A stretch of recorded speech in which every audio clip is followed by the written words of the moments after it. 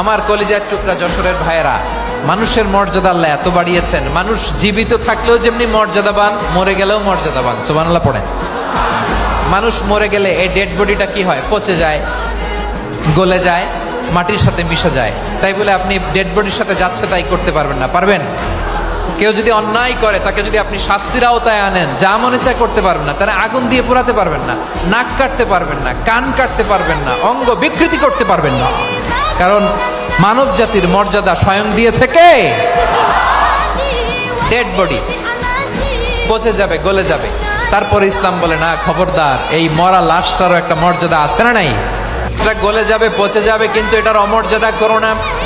কর্পূর দিয়ে, খেজুর পাতা দিয়ে এটাকে ওয়ার্ম ওয়াটার দিয়ে, গরম পানি দিয়ে ধৌত করো। সাদা শুভ্র ধবধবে কাপড় দিয়ে লাশটাকে তুমি কাভার করো। তারপরে খাটিয়ার মধ্যে লাশটাকে রেখে বিশাল একটা প্রোগ্রাম করো, একটা ফিউনারাল প্রোগ্রাম করো। ওই প্রোগ্রামের ডানে বায়ে পেছনে লাশটারে রাখলে হবে না, প্রোগ্রামের একেবারে সামনটাতে তুমি লাশটাকে রাখো। সুবহানাল্লাহ। একটা ফিউনারাল প্রোগ্রাম করতে হবে, তাকে শেষ বিদায় জানাতে হবে, যেটাকে আমরা জানাজা বলি। কি বলি? জানাজা মানে মাইয়েতের জন্য দোয়া, তার জন্য দোয়া করা হয়, তাকে একটা সিস্টেমেটিক অর্ডারে কবরে রাখা হয়, সুন্দরভাবে সেটাকে কবরস্থ করা হয়, মাটি দেয়া হয়, পানি দেয়া হয়। তার মানে মরে গেলেও মানুষের সম্মান বাড়াই দিয়েছে কে? এজন্য আল্লাহ বললেন, ওয়ালাকাদ কাররামনা বানি আদম, বনি আদমের সম্মান মর্যাদা আমি আল্লাহ বাড়িয়ে দিয়েছি। মানুষের সম্মানে তুমি কখনো আঘাত করো না, ঠিক কি না?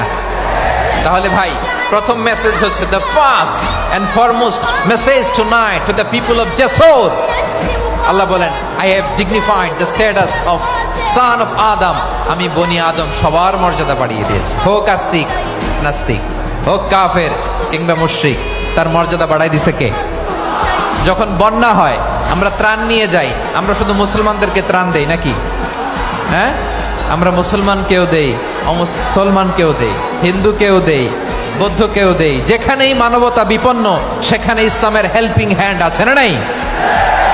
সুবহানাল্লাহ। কি দিন আমরা পেয়েছি, কি বিধান আমরা পেয়েছি। ওয়ালাকাদ কাররামনা বানি আদম, আমি বনি আদমকে সম্মানিত করেছি।